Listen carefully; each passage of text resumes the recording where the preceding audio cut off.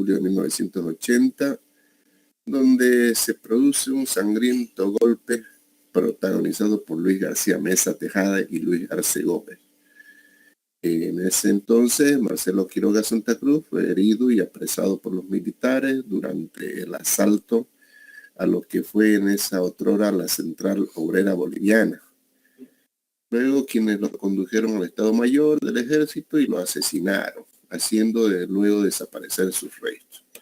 Entonces, ese relato es el que nosotros vamos a ver ahora, ¿no? Y obviamente marca una época trascendental dentro de la política boliviana.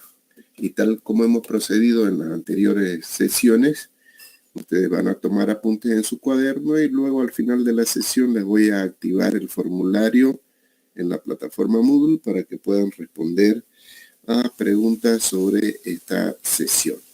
Entonces, en este momento yo voy a silenciar mi micrófono y voy a pasar a proyectarles, por favor.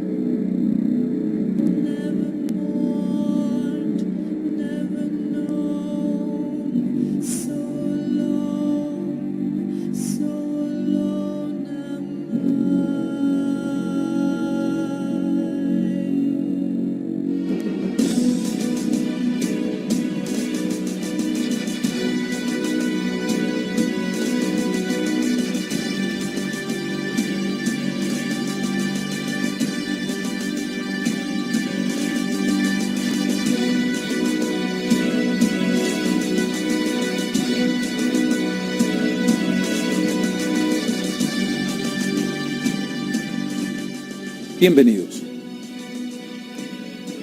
La historia está construida no solamente por comunidades y pueblos, sino también por aquellas figuras señeras que marcaron, por diferentes razones, una huella indeleble en el pasado que se convierte en una lección para seguir en el presente y en el futuro.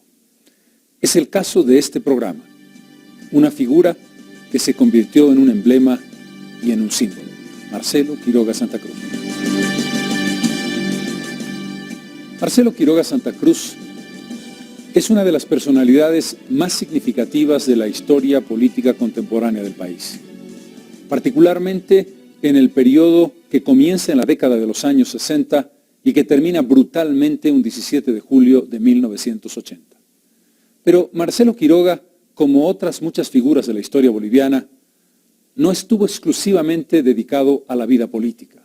Ese joven, hijo de un prestigioso abogado cochabambino, mostró muy rápidamente su debilidad por el arte, por la creación y por la reflexión.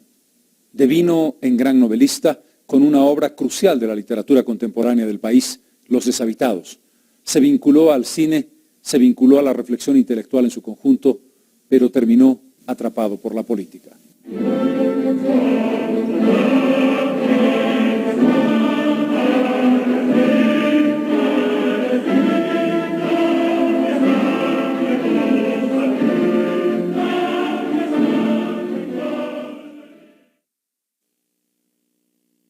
La libertad, Sancho, es uno de los más preciados dones que a los hombres dieron los cielos. Con ella no pueden igualarse los tesoros que encierra la tierra ni el mar encubre. Por la libertad, así como por la honra, se puede y se debe aventurar la vida.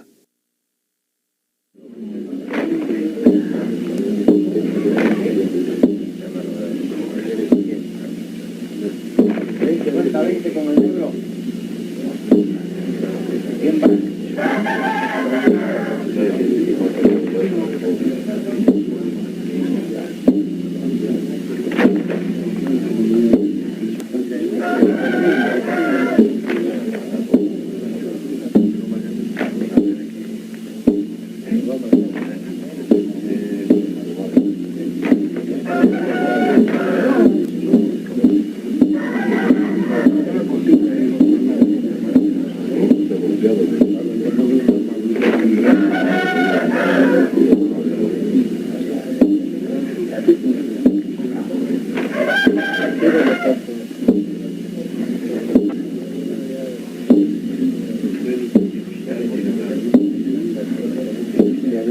Estas imágenes, cargadas de simbolismo y de metáforas, fueron concebidas y realizadas por Marcelo Quiroga Santa Cruz en 1959, el mismo año en que se publicó la novela Los Deshabitados. Marcelo, realizador de cine, Marcelo, hombre de letras, Marcelo, intelectual, Marcelo que sería político, que sería un símbolo, que sería la voz trepidante de una sociedad que buscaba el cambio y que lo buscaba comprometido con principios como base esencial de la acción. Porque mucho más temible que ese enemigo que está buscando la manera de anularnos aún físicamente es una conciencia culpable. Pero la historia contemporánea tiene en esa voz la representación de muchos símbolos, la representación de muchas esperanzas, la posibilidad que él mismo definió con una frase: mañana el pueblo. En 1980, Marcelo Quiroga dejaba la última llama de una antorcha que queda todavía encendida. Nacido en Cochabamba el 13 de marzo de 1931, cuando estábamos en el umbral de la guerra más desgarradora de la historia boliviana, la del Chaco, cuando el hombre símbolo Daniel Salamanca le ofrecía al país redimir en sangre lo que era una historia de desencanto y una historia de desazones. Era el comienzo de una vida que establecería, como aquellos relámpagos, una nueva luz sobre el país.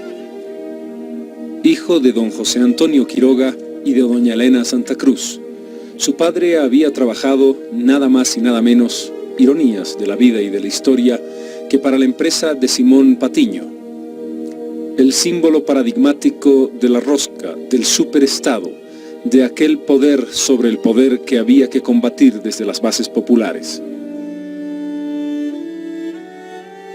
Marcelo aprendió desde su familia en una vida tranquila, en una infancia primero en Cochabamba y después en La Paz, lo que era la experiencia de los jóvenes más vinculados a la formación de Europa y a las influencias intelectuales de una familia que tenía un sentido profundo del conocimiento, lo que le llevó por los caminos de la literatura, por los caminos de la creación, por la aproximación a la vida artística que no traicionó, ni aun cuando se había dedicado profundamente a la política. Pero en lo humano, ¿cómo descubrir a Marcelo Quiroga sino a través de la amistad? Nos conocimos en el Club Hípico Los Sargentos, teníamos la misma afición y esa afición fue el factor que nos hizo conocernos mejor uno al otro a través de esas caminatas que hacíamos por los barrios que circundaban aquel entonces, los barrios de Calacoto. Mi aprecio personal nació porque yo encontraba en él una personalidad extraordinaria. Primeramente, una cultura humanista vastísima, condiciones de artista, escritor, un hombre muy entendido en música, un hombre, en fin, con el que conversar con él era dejarse llevar por una especie de, ¿qué le diré yo?, de mito presente. Como todo hombre también quizás tenía sus pequeños defectos. Él era una persona que no escuchaba del todo a sus interlocutores. Y si los escuchaba, al poco tiempo de escucharlos ya sabía qué calidad de persona era su interlocutor. Y dependiendo de eso le daba más tiempo o simplemente lo cortaba de golpe. El advenimiento de la Revolución de 1952 que estremeció al país tocó también a la familia de Marcelo Quiroga y a él mismo. En los valles de Cochabamba, algunas tierras, nada especialmente grande, fueron sin embargo afectadas por esa revolución emergente que establecía una dimensión distinta del hombre boliviano en relación a la tierra y en relación a la política.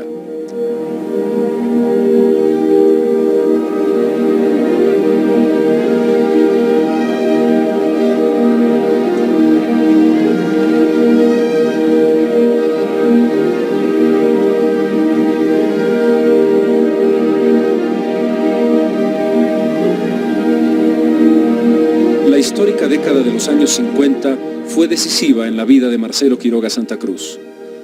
Años decisivos por su matrimonio con Cristina Trigo y los dos hijos, María Soledad y Rodrigo.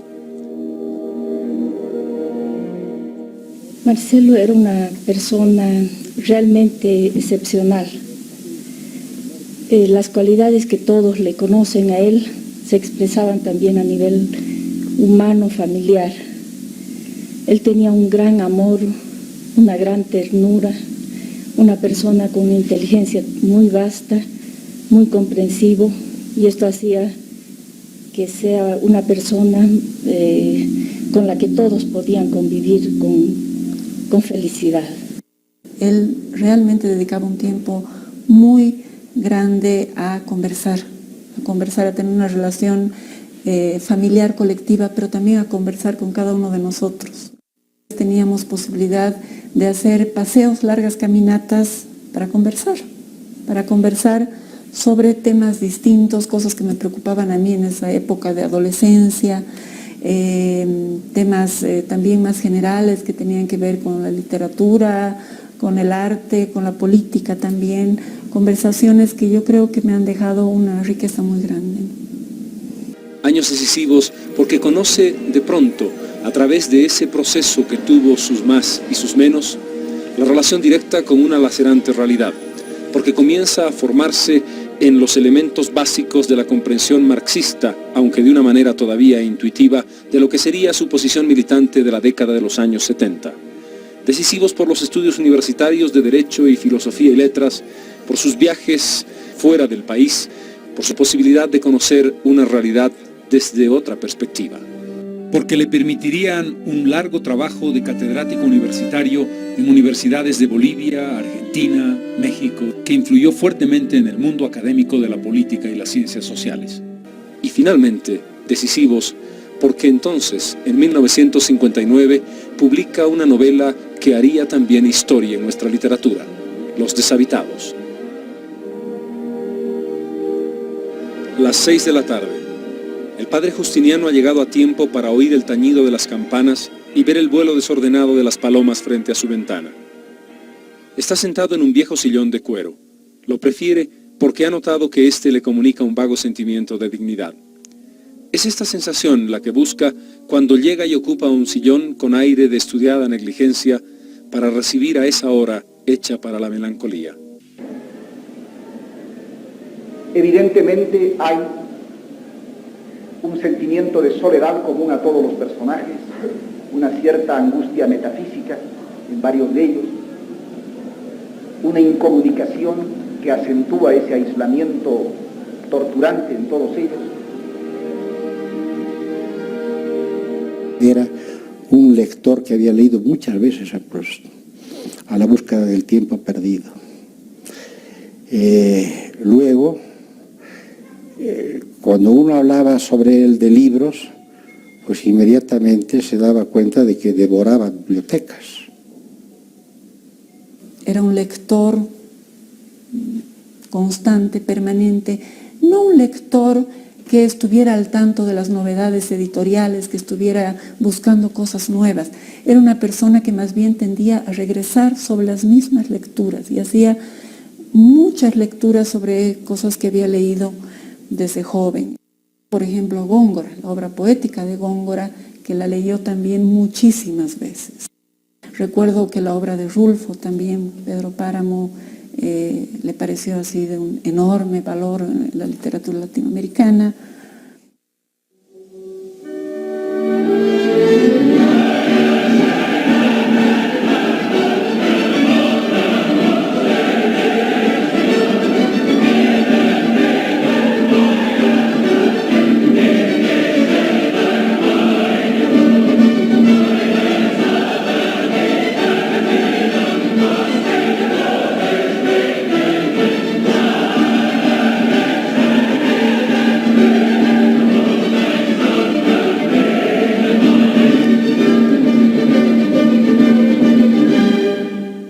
Era un apasionado de Beethoven.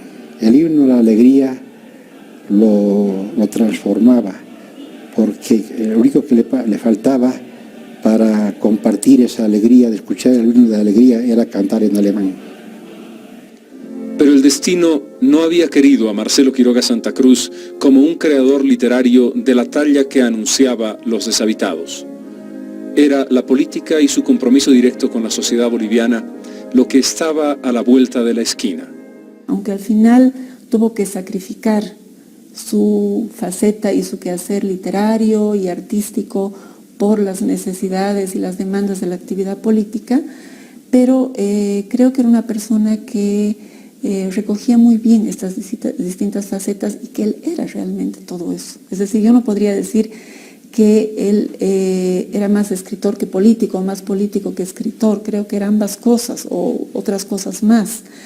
Aunque cuando él hablaba de cómo se reconocía a sí mismo, cómo se percibía a sí mismo, él se percibía como un escritor. Probablemente es lo que él hubiera querido ser.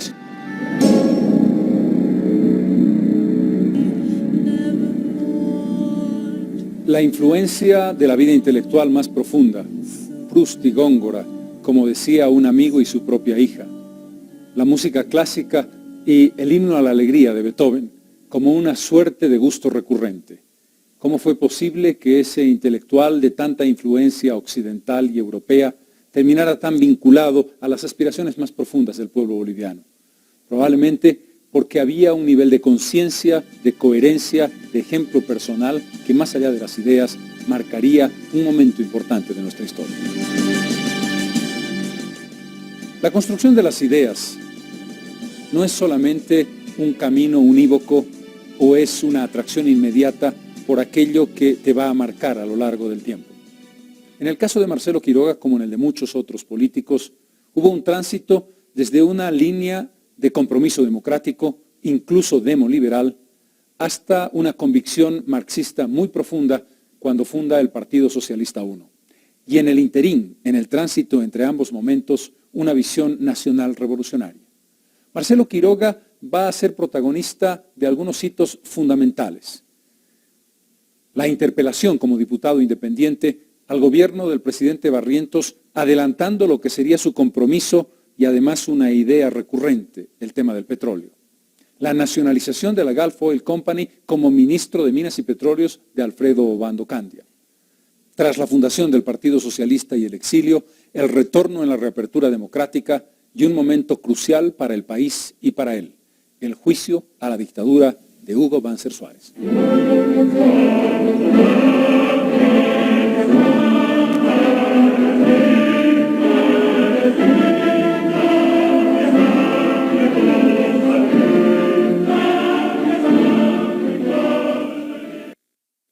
Probablemente, el golpe de Estado de 1964 que lleva al gobierno al general René Barrientos va a definir un camino que quizás hubiese tenido otra dimensión de no haber ocurrido una circunstancia que la historia boliviana tenía preparada.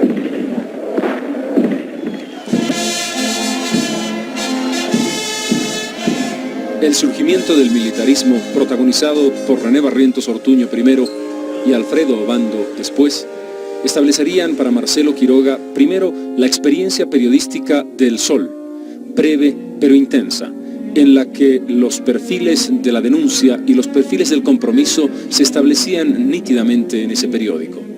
Pero vendría luego el Parlamento. Tras la elección de René Barrientos Ortuño en 1966 y la promulgación de la Constitución Política del Estado el 13 de febrero de 1967, se establece una presencia independiente y combativa en el Parlamento Nacional. Nunca fue de Falange Socialista Boliviana, eso es algo que hay que aclarar. Él fue invitado como diputado independiente por la Comunidad Demócrata Cristiana, de la que eran miembros el Partido Demócrata Cristiano y Falange Socialista. Hay una carta de José Romero en la cual queda constancia del carácter independiente de esa invitación a Marcelo. Es así como llega al Parlamento. Dos nombres y dos jóvenes, José Ortiz Mercado y Marcelo Quiroga Santa Cruz, que buscaban cuestionar al presidente Barrientos, que buscaban cuestionar una sociedad que establecía realidades tan terribles como la masacre de San Juan, o la significación de la presencia guerrillera de Ernesto Che Guevara, que cuestionaban en definitiva al sistema. El joven diputado interpela al ministro de Minas de René Barrientos por la firma del contrato de venta de gas a la Argentina. Tiene la palabra el honorable Quiroga Santa Cruz. Señor presidente, la exportación del gas natural como simple materia prima debe estar condicionada a una compensación, mediante la cual el país beneficiado con la materia prima ceda a Bolivia mercados fronterizos que nos permitan instalar industrias petroquímicas a base de gas natural con carácter regional. Los precios del gas natural en el mercado internacional son artificialmente estipulados en función de los intereses de los trusts petroleros que dominan la industria energética y petroquímica mundial. No constituyen en consecuencia una compensación razonable que justifique su exportación incondicional en beneficio de intereses foráneos, sacrificando el acervo gasífero nacional y sus futuras perspectivas industriales. A Marcelo Quiroga ese yo acuso a René Barrientos le costó el confinamiento y la cárcel. Le costó el perder una inmunidad parlamentaria que mostraba también que el poder no quiere contraste alguno en ninguna circunstancia. Marcelo Quiroga se forja como parlamentario en esos años de juventud para mostrar toda su fuerza una década más tarde. Pero era ya el anuncio de lo que en 1969-70 se convertiría en la experiencia nacional revolucionaria más importante desde 1952.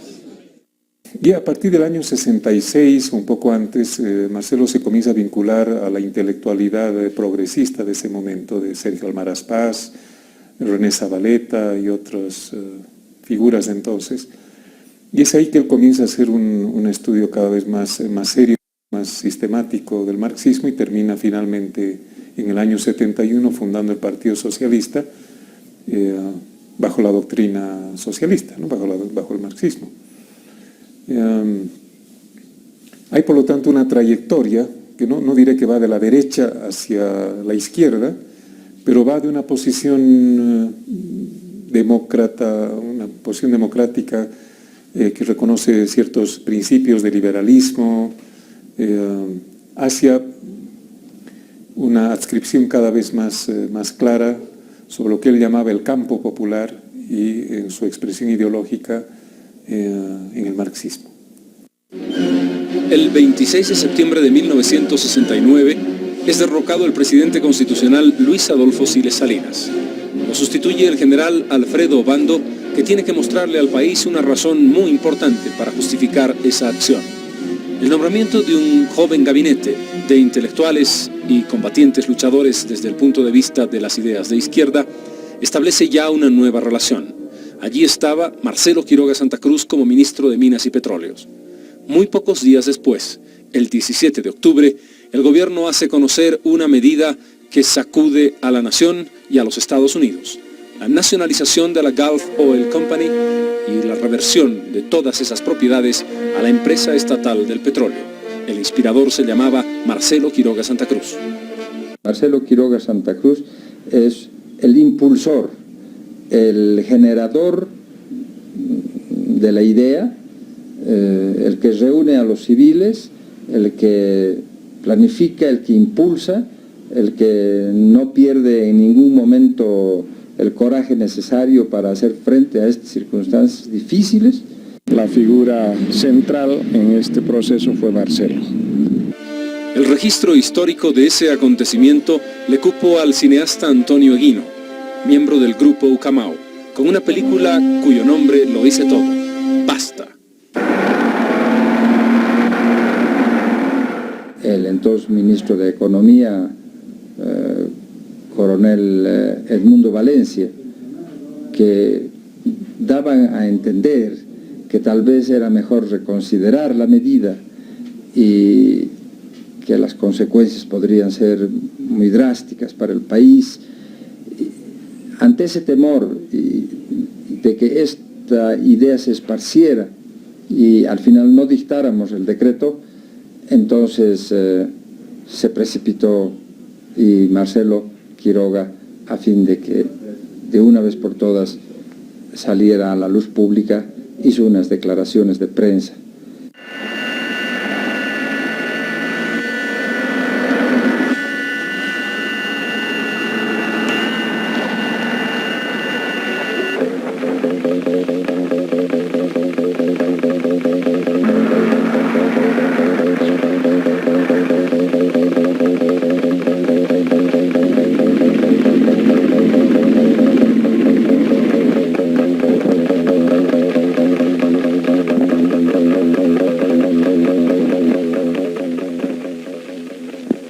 17 de octubre de 1969, el pueblo de Bolivia dijo, basta. El 17 de octubre, el pueblo boliviano resolvió dejar de sufrir la historia y se lanzó de nuevo a construirla.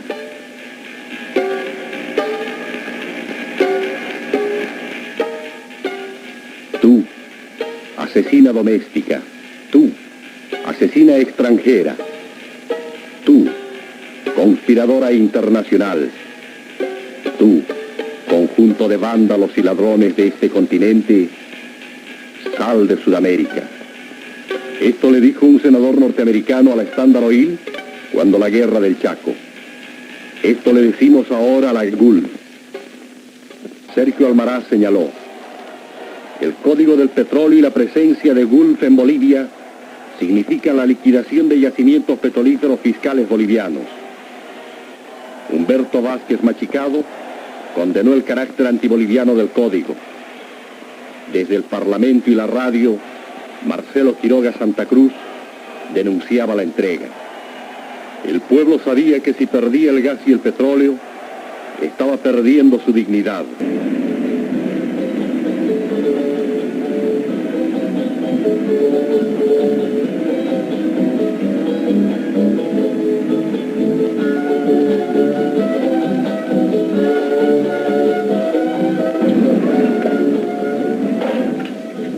Somos una batalla por la emancipación. La nacionalización de la GULF es una victoria nacional. Para que nuevas victorias afirmen nuestra liberación, se necesita la participación directa del pueblo, de toda la ciudadanía.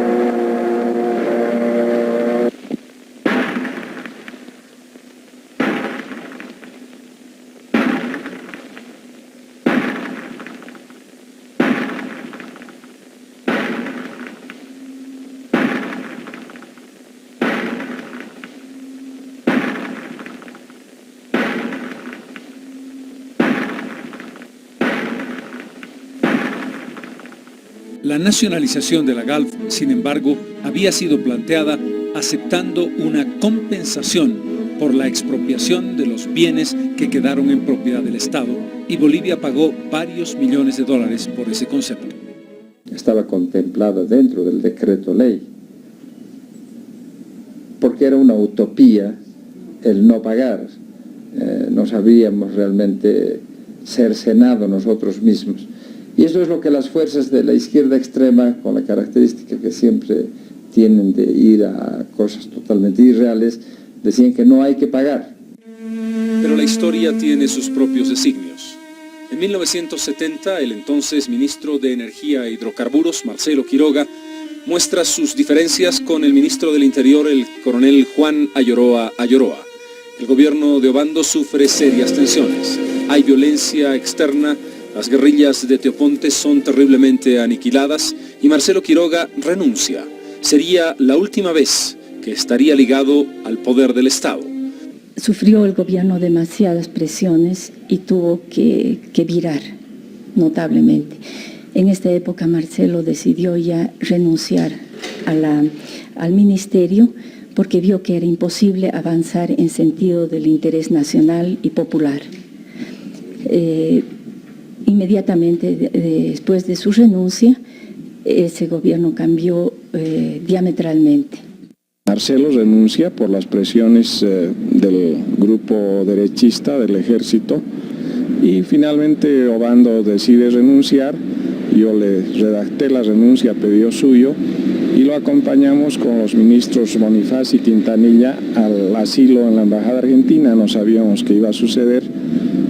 Se hablaba de que iban a asaltar la casa del general Obando, extremo al que no se llegó. En todo caso, en esas circunstancias sube el general Torres al Alto y se hace fuerte en la base aérea y trastoca todos los planes del grupo derechista del ejército. Desde entonces protagonizaría la lucha desde el llano. En 1971, siendo ya presidente el general Juan José Torres, Marcelo Quiroga da un paso histórico para él mismo y para el país. La fundación del Partido Socialista era simbólicamente, paradigmáticamente, el 1 de mayo de 1971, en la populosa Plaza Pérez Velasco. En medio de los gases y de los discursos, Marcelo genera una de las experiencias políticas más importantes y más dinámicas de nuestra política contemporánea. Estuve invitado a la fundación del PS1 en un teatro que había en la calle Comercio, que no le acuerdo cómo se llama ahora, que fue interrumpido por una amenaza de bomba y salimos toda la gente a San Francisco y como dijo Marcelo en una de sus frases inolvidables, este es un partido que se funda en la calle. Aún en ese momento, Marcelo dejó en claro que la contradicción fundamental no era solamente entre la nación y el imperialismo, como sostenía el nacionalismo revolucionario, sino que dentro de la nación habían diferencias de clase muy importantes, ¿no? Lo dicen varios escritos de esa época, de manera que, por un lado, forma parte de la corriente nacionalista, y en el caso de la experiencia de Obando, incluso del nacionalismo militar, que tuvo su expresión en Bolivia a través de Obando, en el Perú con Velasco Alvarado, pero ya entonces él tenía una diferenciación, ya había incorporado los conceptos de clase que son propios de la doctrina marxista. Era el anuncio de una radicalización del proceso político boliviano que culmina en junio de ese mismo año con la creación de la Asamblea Popular. Juan Lechino Kendo, el máximo ejecutivo de ese nuevo órgano, Guillermo Lora desde el punto de vista ideológico, Oscar Eid representando a los estudiantes universitarios, son algunos de los nombres junto a Filemón Escobar y otros destacados líderes de la izquierda que van a propulsar una experiencia inédita, extraordinariamente radicalizada, al punto que fue una de las fuerzas que tensionaron con la retórica ultrarrevolucionaria al debilitamiento final y a la caída del gobierno de Juan José Torres.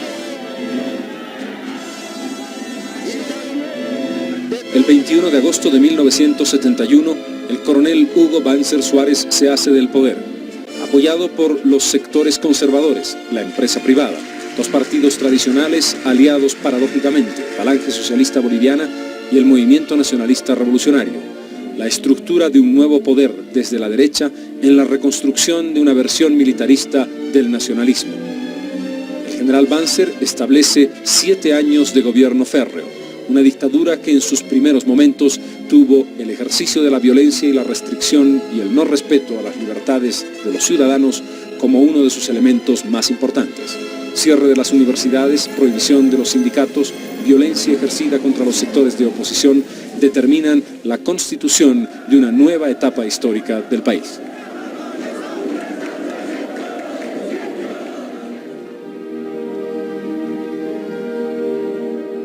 Marcelo Quiroga, inscrito ya plena y explícitamente en la interpretación y la acción marxista, va a salir al exilio.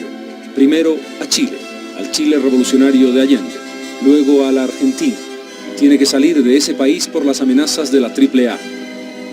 Para terminar su exilio en México, donde ejerce el periodismo y la cátedra universitaria, donde escribe columnas brillantes criticando duramente al régimen establecido en 1971, desde donde defiende los recursos naturales, el gas, nuestro patrimonio, desde donde concibe la posibilidad de una nueva sociedad ante la evidencia de la próxima reapertura democrática. En 1978, junto a la heroica huelga de las 4 mujeres mineras que fuerzan al general Banzer a establecer un proceso genuino de reapertura democrática, Marcelo Quiroga Santa Cruz se suma a las fuerzas progresistas y de izquierda que buscan un nuevo país. Allí estaban la Unidad Democrática y Popular y el Partido Socialista 1. No se pudo lograr la unidad, se generaron tensiones, pero se estableció una constatación. El pueblo volvía por sus fueros en la recuperación democrática desde una perspectiva que tenía entonces una ideología nítidamente vinculada a la izquierda y al marxismo. Cuando él regresa del exilio y entra clandestinamente a Bolivia a fines del año 77, se produce una escisión dentro del Partido Socialista. Él desconoce a Ponte Burela, que había suscrito un convenio con el MNR para concurrir a las elecciones del año 78 en un frente. Jerjes Justiniano y Aponte Burela quedan a un lado, Marcelo queda solo al otro lado. Se queda él con la fracción minoritaria, y de ahí viene el nombre de Partido Socialista 1. La Corte Electoral le exigió ponerle alguna distinción a la sigla, y no quiso él renunciar completamente a la idea de un partido socialista, y le puso -1, que es el nombre que quedó hasta el final de sus días. Y es esa actividad política la que fue al final más conocida, porque fue más intensa, porque le costó la vida, entre otras cosas. Marcelo Quiroga protagoniza 3 procesos electorales, 1978, 79 y 80. Y desde un pálido lugar, casi al final, entre los menos votados, en 1978 con algo más de 8.000 votos, pasa un crecimiento espectacular de más del 1000% en 1979, el momento culminante en que el candidato socialista es también elegido diputado. Se produce entonces el empantanamiento. No se puede elegir entre Víctor Paz Estenssoro y Hernán Siles Suazo, y se termina eligiendo presidente a Walter Guevara Arce. ¿Por qué Marcelo Quiroga hace que sus 5 diputados, uno de ellos el mismo, voten en blanco en esa oportunidad? La decisión de Marcelo en ese momento y del Partido Socialista fue, primero, no negociar esos votos, no hubo ninguna negociación, pero en segundo lugar, no dirimir lo que él consideraba una lucha de poder entre 2 fracciones del MNR, la de izquierda y la histórica o de derecha, que no era una tarea del Partido Socialista tomar partido a favor de uno de los 2 bandos, y por lo tanto él describió eso en otro de los escritos como luchas intestinas del mismo proyecto de clase, con variaciones de izquierda y de derecha, pero que en definitiva no se resolvía el tema del poder por la titularidad de la presidencia. Es en agosto de 1979 que Marcelo decide finalmente su destino. Va a enfrentarse a grupos de poder que habían copado el gobierno desde 1971 y gobernaron durante casi 7 años. El líder socialista decide iniciar en el seno del Parlamento un juicio de responsabilidades contra el dictador y contra la dictadura. Queremos decir a todos que este juicio, como lo anunciamos el primer instante, es inexcusablemente un juicio político. Es un juicio de naturaleza política que solo la ignorancia política o la mala fe identifica con el juicio partidario o la expresión subalterna de enconos y resentimientos personales. Es juicio político porque es de naturaleza política el delito de que hay que juzgar. Es juicio político porque los administradores deshonestos del interés nacional, aquellos que se enriquecieron ilícitamente, aquellos que violaron derechos y libertades fundamentales, no incurrieron en los delitos mencionados y probados como personas privadas.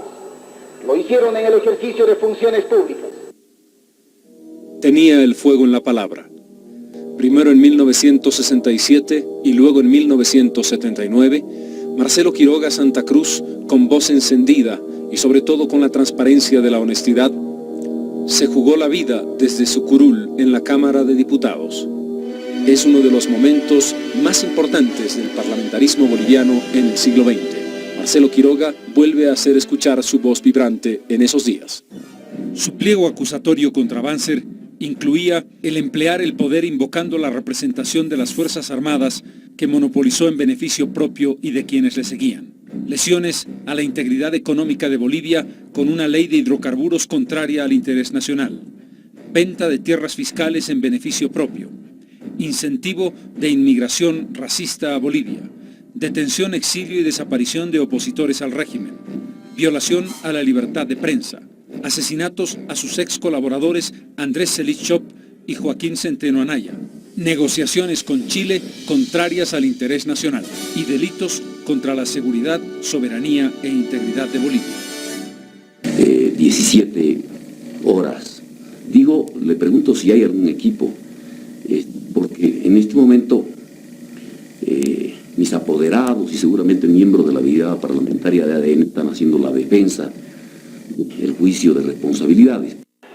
El general Banzer y quienes con él son responsables, aunque en distinta medida, de los delitos que hemos mencionado, intenta, lo que ya se ha hecho costumbre en él y en sus seguidores, ampararse con una absoluta falta de valor civil en centenares de funcionarios a quienes atribuye el mismo grado de responsabilidad que él no puede eludir como expresidente de la República. No demuestra valor civil, no demuestra hombría frente a un juicio de responsabilidades como este, quien intenta convertir en responsable de delitos como los que hemos señalado al último subteniente de nuestro ejército. ¿Cómo responde un gobierno? Con banderita blanca, con pañuelito blanco, con florcitas. No, señor, los que vienen con armas tienen que atenerse a las consecuencias. Los casi 80.000 votos obtenidos por Marcelo Quiroga en esa elección le permitieron ir al Parlamento y con su pequeña representación establecer el desafío de un juicio de responsabilidades a un expresidente de facto que, sin embargo, los años lo han demostrado, no prosperó. Las miles de páginas de acusaciones de ese juicio han quedado en los archivos del Parlamento de la Nación. Pero Marcelo Quiroga continuó en la lucha. El Partido Socialista I, que crecía vertiginosamente bajo su liderazgo indiscutiblemente electrizante para toda la nación, establecía el nuevo desafío de las elecciones de 1980 que presidiría Lidia Gayler Tejada. Habían pasado momentos dramáticos, entre ellos, desde luego, el derrocamiento del presidente Walter Guevara y los 16 alucinantes y sangrientos días del coronel Natush Bush.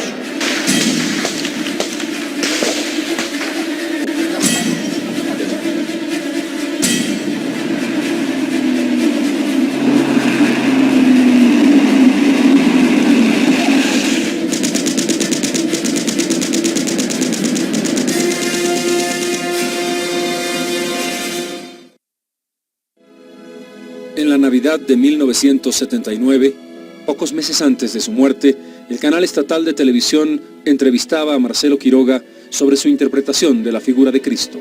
Doctor Marcelo Quiroga Santa Cruz, primer secretario del Partido Socialista I, ¿quién es Cristo Niño para usted? Hijo de un trabajador, de un carpintero nacido hace 20 siglos, es después el conductor de un proceso de carácter inocultablemente revolucionario. Es el hombre que conduce a los pobres, a los desamparados, en un proceso de cambio que intenta la liquidación de un régimen de poder y de explotación similares a los que con el tiempo tenemos hoy día al frente y contra los cuales nosotros estamos combatiendo.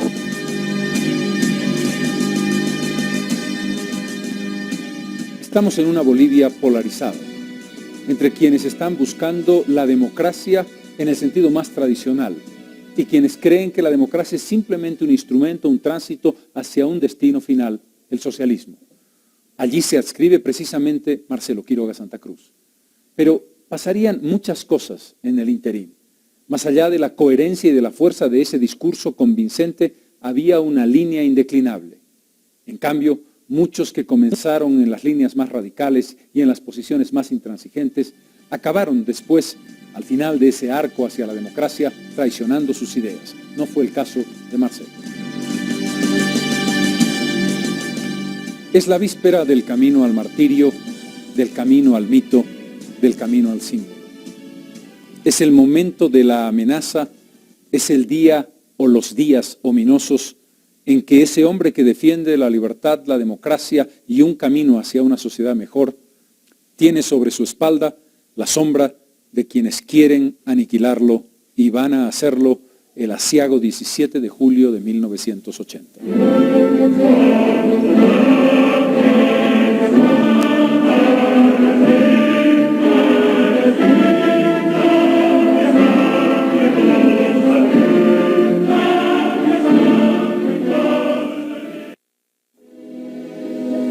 Enero de 1980 marca el comienzo de un año fatídico para Marcelo Quiroga, fatídico también para el país, que tuvo que soportar la más terrible dictadura de la que se tenga memoria, por lo menos en este siglo.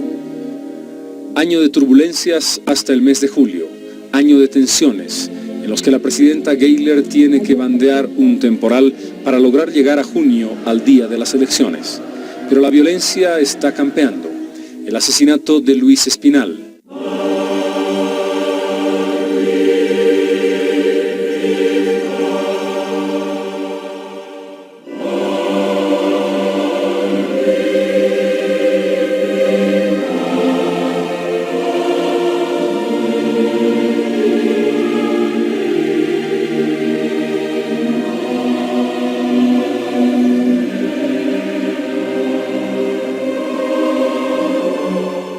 4 meses antes de su propio asesinato, Marcelo asiste al multitudinario entierro del sacerdote inmolado.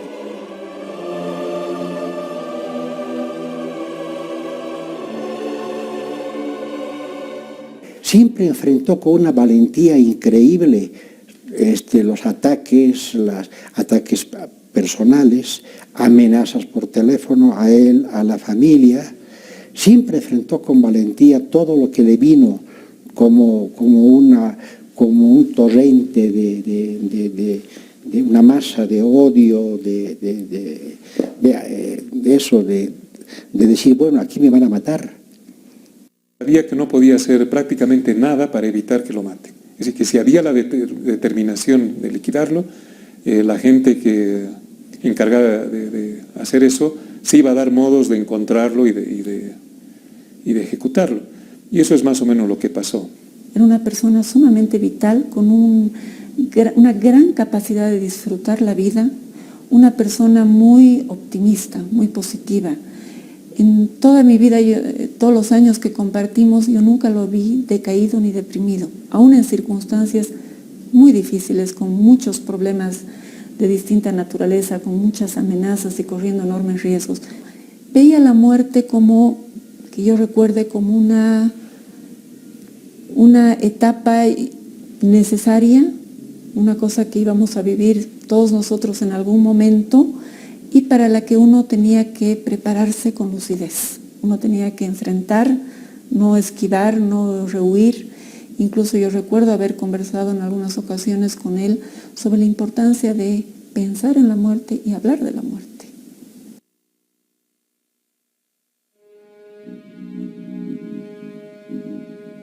Los atentados en manifestaciones de la Unidad Democrática y Popular, la presión permanente sobre los candidatos democráticos y populares, el accidente aéreo que le cuesta la vida a 4 representantes de la coalición de Hernán Siles Suazo y serias quemaduras a Jaime Paz Zamora.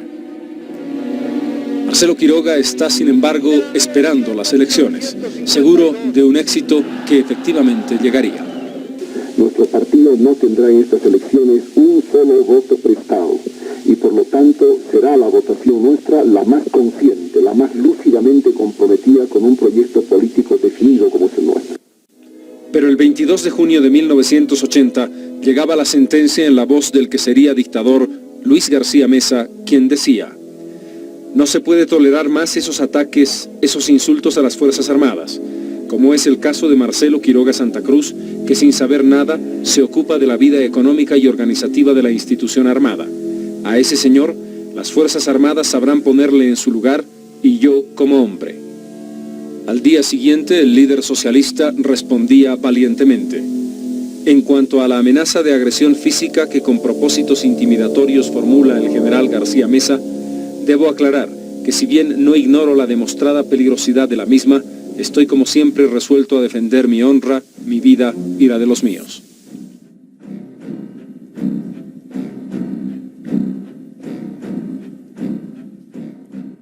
El 29 de junio se produce el acto electoral, que llevaría al triunfo a la Unidad Democrática y Popular de Hernán Siles Suazo, pero que le daría 114.000 votos y el 4º lugar en un triunfo indiscutido desde el punto de vista individual y como partido a Marcelo Quiroga Santa Cruz. Este era el semblante del líder socialista el día de los comicios y esta una entrevista lograda por la televisión ecuatoriana. Doctor Quiroga, para la televisión ecuatoriana, se dice que usted es el candidato con mayor carisma, sin embargo el candidato con menores posibilidades de triunfo. ¿Por qué? No sé, realmente yo no puedo opinar sobre lo primero que dice usted. Sobre lo segundo, admito con veracidad que evidentemente nuestras posibilidades son menores que las de los candidatos Paz Extensoro y Siles Suazo. Sin embargo, nuestra meta no es entrar en una competencia de número de votos acá, sino más bien en la búsqueda de una línea de consecuencia y lealtad con los intereses obreros y populares. Si ello es comprendido por la clase trabajadora y creemos que comienza a ser comprendido, estamos profundamente satisfechos. Doctor Quiroga, en esencia, ¿cuál es el cambio socioeconómico que necesita Bolivia? Pasar de un sistema capitalista dependiente, como es el que hace víctima al país y a la clase trabajadora, a un sistema socialista. Ello no es fácil y estamos en esa lucha. Bien. Sufraga en estos instantes el doctor Marcelo Quiroga Santa Cruz, quien lideriza como candidato a la presidencia de la República por el Partido Socialista número 1. Esta fue la última imagen registrada en vivo de Marcelo Quiroga Santa Cruz, que sería asesinado 18 días después por la dictadura de Luis García Meza y Luis Arce Gómez. El 17 de julio de ese año de 1980 comenzaba el drama. Un grupo paramilitar escondido en ambulancias de la Caja Nacional de Seguridad Social irrumpió violentamente en la sede de la Central Obrera Boliviana, en la que se reunía el Consejo Nacional de Defensa de la Democracia, entre quienes estaban, además de otros importantes líderes políticos, Marcelo Quiroga Santa Cruz en representación de su partido, el PS1. Cerca de las 12 del mediodía de ese jueves, simultáneamente en el Palacio de Gobierno y la COP, comenzaba el golpe de Estado. La irrupción violenta, cuando se producían declaraciones de los miembros del CONADE en la sede de la COP, determinó una acción paramilitar que selló el destino y la vida de Marcelo Quiroga.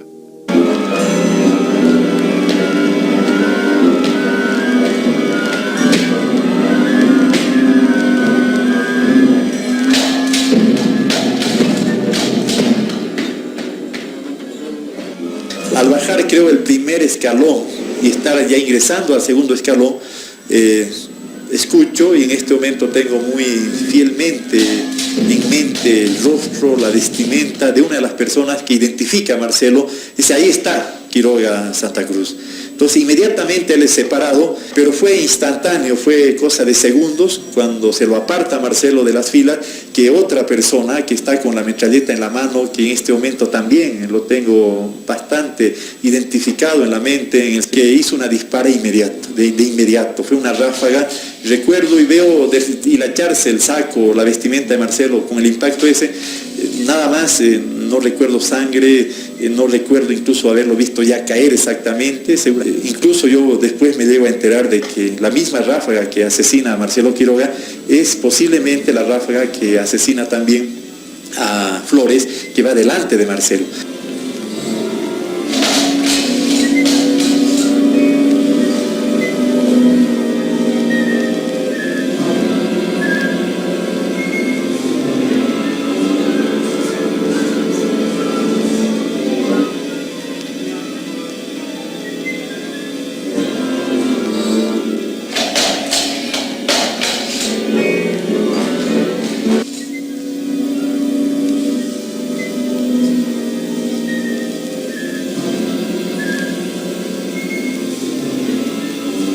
Aparte de la tragedia que a mí me ha tocado vivir, yo sufro también por la pérdida que significa su desaparición para el futuro de Bolivia. Creo que era un líder lúcido, un líder de una honradez intachable, que por eso ha muerto además. A Marcelo herido se lo llevaron seguramente al cuartel de Miraflores, donde fue salvajemente torturado. Eso ya lo tenemos comprobado por documentos fotográficos que han sido ampliamente difundidos en el país y en el extranjero. Ha sido salvajemente torturado estando con vida. Pero ¿quién fue realmente el responsable intelectual de la muerte de Marcelo Quiroga Santa Cruz? Creo que es posible identificar como autor intelectual del asesinato de Marcelo al general Banzer y la gente de su entorno. Hay un dato que corrobora esta afirmación, y es el hecho de que el grupo de mal llamados paramilitares, porque la mayoría de ellos son oficiales del ejército, que toma la Central Obrera y que le dispara a Marcelo, son personas que fueron parte del cuerpo de seguridad de Banzer y de su esposa.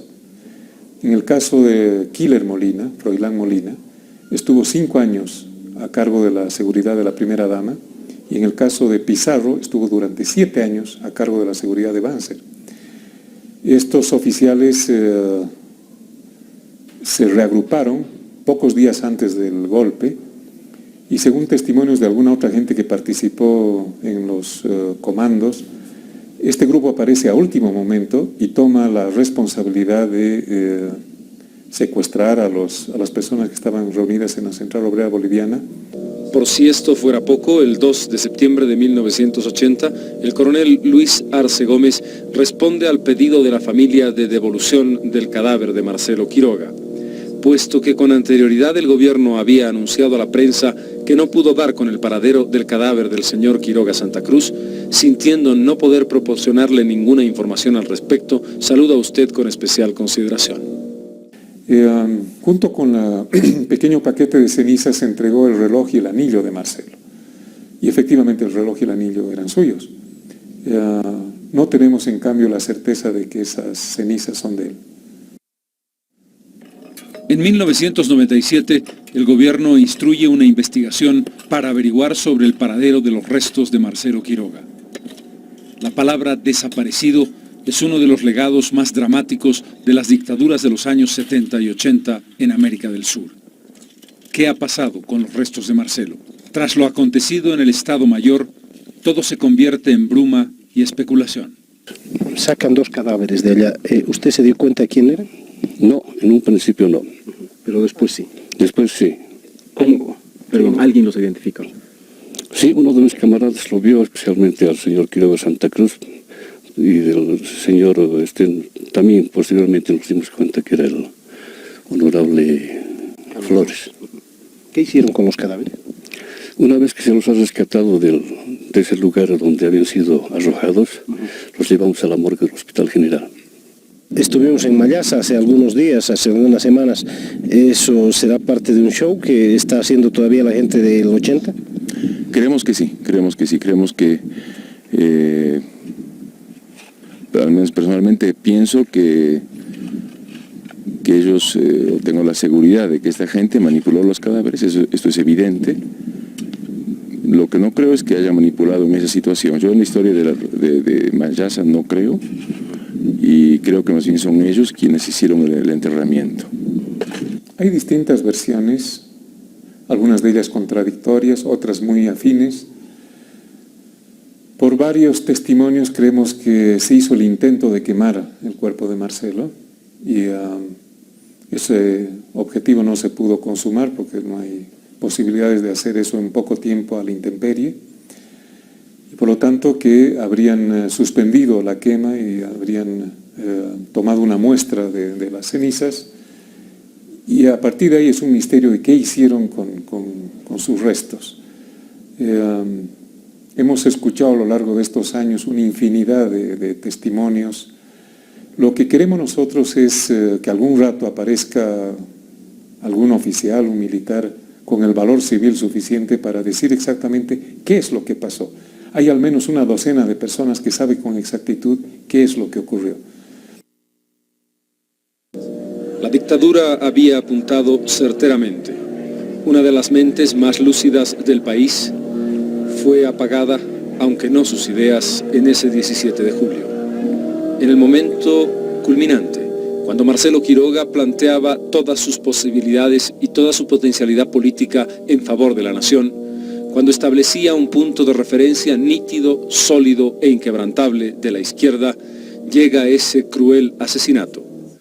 Las ideas de Marcelo Quiroga han quedado, sin embargo, como el ejemplo y como el modelo de otros hombres que, como él, supieron llevar adelante un ideario. El postulado marxista radical de entonces quizás tenga hoy una interpretación distinta, quizás haya que verlo con otros ojos, pero sin duda alguna, el ejemplo de consecuencia inalterable no podrá ser modificado ni con este ni con cualquier otro ojo que se quiera mirar. Marcelo Quiroga Santa Cruz le dio una lección al país. Y sabemos que más pronto que tarde se cobrarán esto que estamos haciendo. Estamos dispuestos a pagar ese precio. Siempre estuvimos dispuestos. Jamás vamos a rehuir el peligro.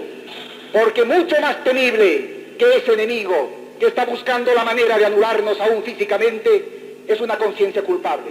Y no podríamos soportarnos a nosotros mismos si no cumpliéramos nuestro deber.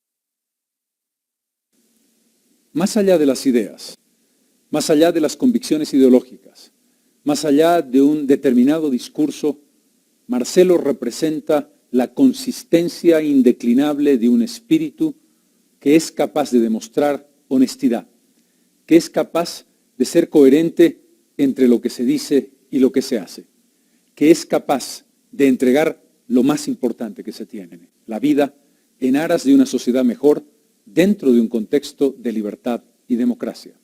La democracia que Bolivia heredó de Marcelo, que simboliza a un pueblo que entregó su sangre, su esfuerzo y su sacrificio para conquistarla, es algo más que una entelequia, la definición de una forma de vida por la que apostamos, por la que peleamos y en la que creemos, sin matices, sin ningún tipo de consideraciones laterales en virtud de intereses personales, porque ese es precisamente el ejemplo de una figura para la historia que se convirtió en mito, un faro que la democracia boliviana y la consistencia de la ética marca en Marcelo Quiroga Santa Cruz.